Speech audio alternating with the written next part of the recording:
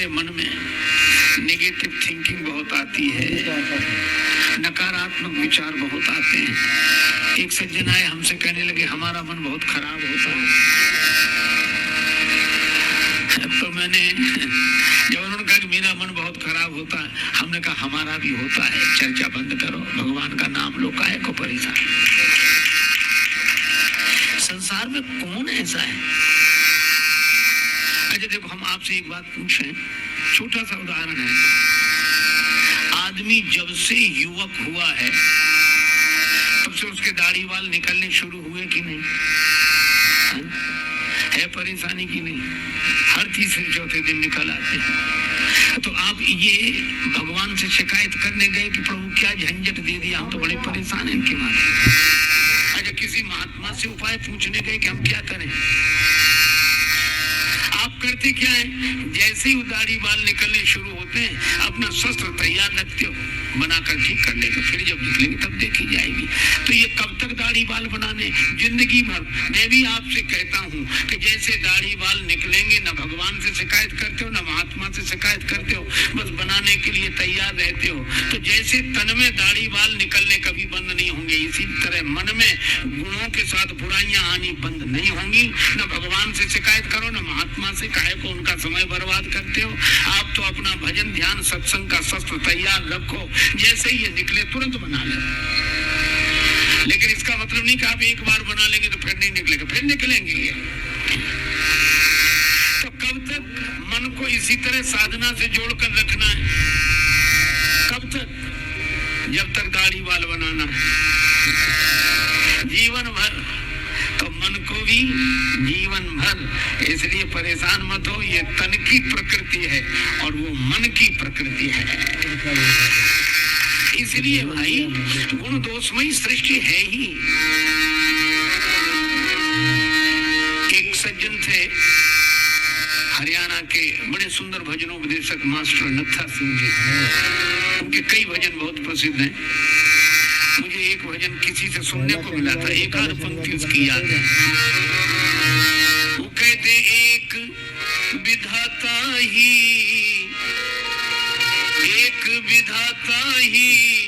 निर्दोष रहा, बाकी सब में कोई ना कोई दोष रहा, बाकी सब में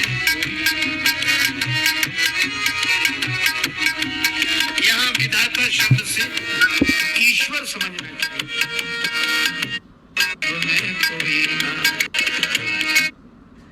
प्रिया जी, आपका सवाल था कि 2024 में आपका बेबी हो पाएगा या नहीं। प्रिया जी, मैं आपको बिल्कुल ऑनेस्ट आंसर दूंगा।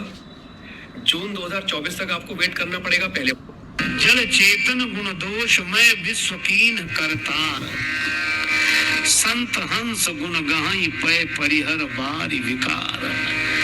एक दिन कहा गया था, जहाँ सुमति वहाँ कुमति, जहाँ कुमति वहाँ सुमति, जहाँ गुण वहाँ दोष, जहाँ दोष वहाँ गुण, जहाँ जड़ता वहीं चेतनता, और इसी तरह जहाँ सार वहीं संसार। देखो, कोई संसार को ज्ञान की दृष्टि से देखता है तो उसे सार दिखता है, सर्वम खलविदम ब्रह्म। ज्ञान की दृष्टि जिनके पास है उन्हें सार दिखता है, और वैराग्य की दृष्टि जिनकी है उन्हें सब असार दिखता है। ज्ञान की दृष्टि जिनकी है उन्हें सब सार दिखता है, वैराग्य की दृष्टि जिनकी है उन्हें सब असार दिखता है, और जिनके पास न ज्ञान की दृष्टि है न वैराग्य की दृष्टि है उन्हें संसार दिखता है। ये तो है। तो गुण दोषमयी सृष्टि है ही। और बड़े सुंदर सुंदर उन्होंने उदाहरण दिए इस भजन में। वे कहते हैं, महाराज युधिष्ठिर जुआ खेल गए और यहाँ तक कि दांव पे लगा दिया द्रौपदी की, और धर्मराज कहलाते। अच्छा, कई लोगों की ये बात गले नहीं उतरती, बहुत लोग तो प्रश्न भी करते हैं। एक सज्जन हमसे कह रहे थे कि महाराज युधिष्ठिर को आप धर्मराज मानते हैं? उनका मानते क्या वो हैं? और काहे के धर्मराज, हमें तो अच्छे आदमी भी नहीं लगते। ये अच्छे आदमी का लक्षण है जुआ खेल जाए। और जुए में इतना भी होश ना रहे कि पत्नी को दांव पर लगा दे, उन्हें आप धर्मराज कहते हैं, हम तो धार्मिक तक नहीं मानते। और ऐसे तर्क देने वाले लोग हैं। तो मैंने उनसे एक ही बात कही कि आप ऐसे सोचो, कोई विद्यार्थी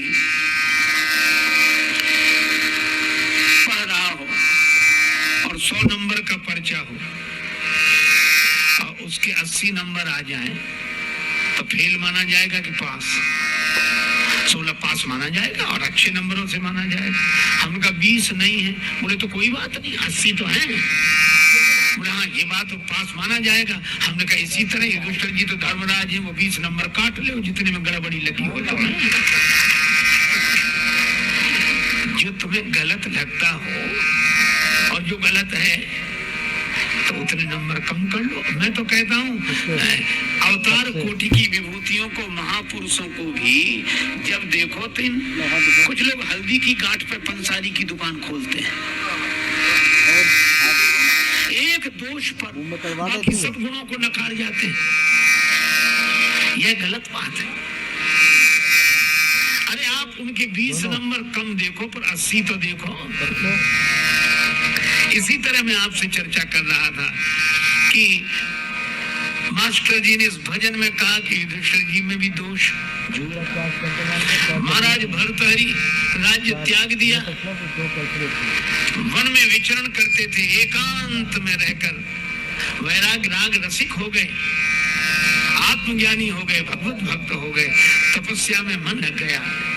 चांदनी रात थी, जंगल का शांत वातावरण, अकेले भ्रमण कर रहे थे। एक चमकीली चीज रास्ते पे पड़ी हुई दिखाई दी, समझ लिया हीरा है।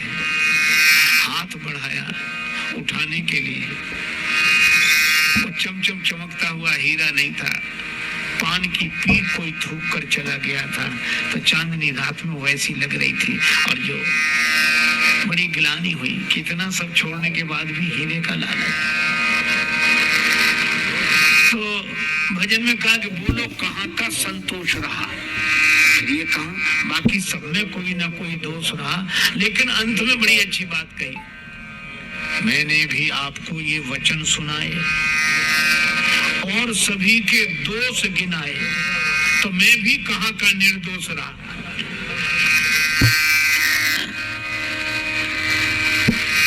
देखो भैया, संसार दोष गुणमय है, यह प्रकृति है। लेकिन संसार में बड़े से बड़े बड़भागी भी गुण और दोष से निर्मित हैं। लेकिन हनुमान सम नहीं बड़भागी, क्योंकि जानकी माता ने कहा गुण निधि सुत हो।